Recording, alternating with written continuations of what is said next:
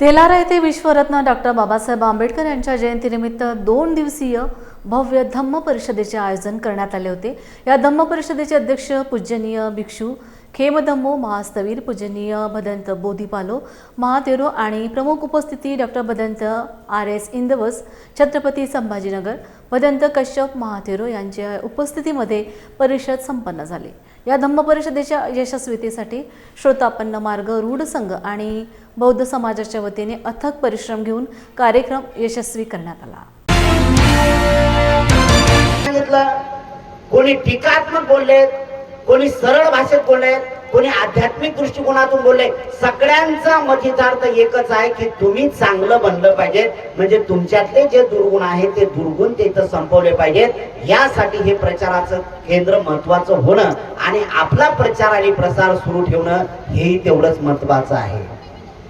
तुम्ही जे बसले इथे सगळ्यात मी म्हणतो की ज्या धम्म परिषदेचं आयोजन करणारे जे आयोजक मंडळ आहे ना, वैयक्तिक कोणाचं नाव घेत नाही, मी त्यांना लाख लाख धन्यवाद देतो की या तेल्हाऱ्यामध्ये जे काही चालते ना, इथं RSSचं मूळ आहे। माहित आहे कोणाला? इथं मेन RSSचं सेंटर आहे। इथं धम्माचे ढोस पाजण्यासाठी, एवढा भिक्षू संघाला बोलावण्यासाठी एवढे मेहनत केल्या जाते। एवढी कोण करते? आणि व्हॉट्सअपवर लिहिणाऱ्या लोकांना काय करायचं आहे? मला तर मोठी शंका उत्पन्न होती की त्यांना RSS वाल्याने त्यांना पाकिट दिले की काय माहित नाही। हा एक महत्वाचा भाग होतो। अरे तुम्ही करता काय?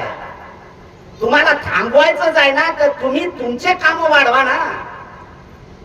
तुम्हाला थांबवायचं आहे समोरच्याला, बी संघपालला जर थांबवायचं असेल ना, तर एवढे चांगले भंतीचे आणून ठेवा इथं की बी संघपाल एकदम नष्ट झाला पाहिजे। हे जे 55 काय आहे तुमचं मंडळ आहे, स्वतः संघ आहे, याला जर थांबवायचं असेल ना, तर अनाकामी काढा, अनंत संघ काढा। त्याला थांबवायचं आहे ना, तुम्हालाही थांबवायचं आहे। चांगल्या कामाची सुरुवात करा, याने काही होत नाही, उलट तुम्ही पोषक वातावरण निर्माण करता। हे थांबवण्याची गरज आणि आमच्यातली विकृती दूर करण्याची गरज आम्ही थांबवली पाहिजे। म्हणून म्हणतो की केवळ बाहेरून नाही आणि आमच्या लोकांना आम्ही ट्रोल करण्याची गरज नाही आहे, आवश्यकता नाही आहे। अरे ट्रोलच तुम्हाला जर हिंमत असेल ना, तर ट्रोलच करायचं असेल तर जाऊन त्यांच्या ट्रोल करा ना। त्यांना काय होते? तुमचं काही नाही होत। म्हणून विद्रोही तुकाराम महत्वाचा आहे। कारण विद्रोही तुकाराम मी का म्हणतो? विद्रोही तुकाराम महाराजांनी ज्या वेळेस ब्राह्मणाच्या विरुद्ध जे काही शंख पुकारलं, ब्राह्मणाच्या संबंधी जे काही शंख पुकारला, तो शंख निर्माण करण्याचं काम केलं आणि हे सहन झाले नाही। त्याला माहित होतं की जर इथं या तुकारामाला आपण जर संपवलं नाही, तर भविष्यामध्ये प्रत्येकाच्या हृदयातून तुकाराम निष्पन्न होतील आणि ही संस्कृती बंद पाडतील, ब्राह्मणाची संस्कृती बंद पाडतील।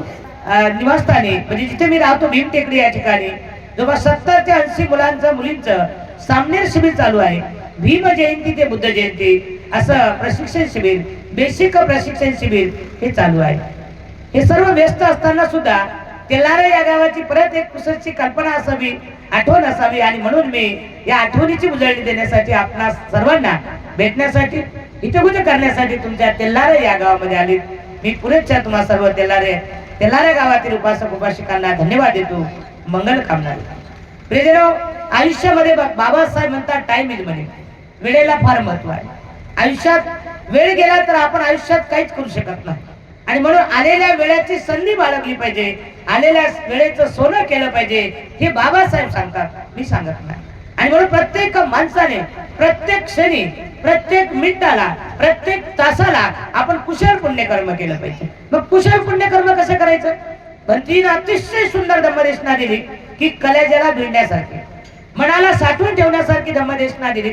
आणि ती जर तुम्ही तुमच्या आयुष्यात, तुमच्या जीवनात, तुमच्या कुटुंबात, तुमच्या परिवारात, तुमच्या एरियामध्ये, तुमच्या नगरामध्ये जर ती धम्मदेशना पटवून सांगितली, येणारी चौथी पिढी निश्चित बुद्धमय झाल्याशिवाय राहणार नाही।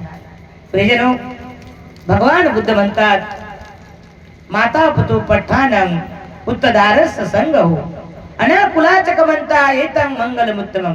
मी माझ्या आई वडिलांची सेवा करेन, मुलाबाळाचा सांभाळ करेन, हे माझ्या जीवनातलं उत्तम मंगल आहे, असे बुद्ध म्हणतात।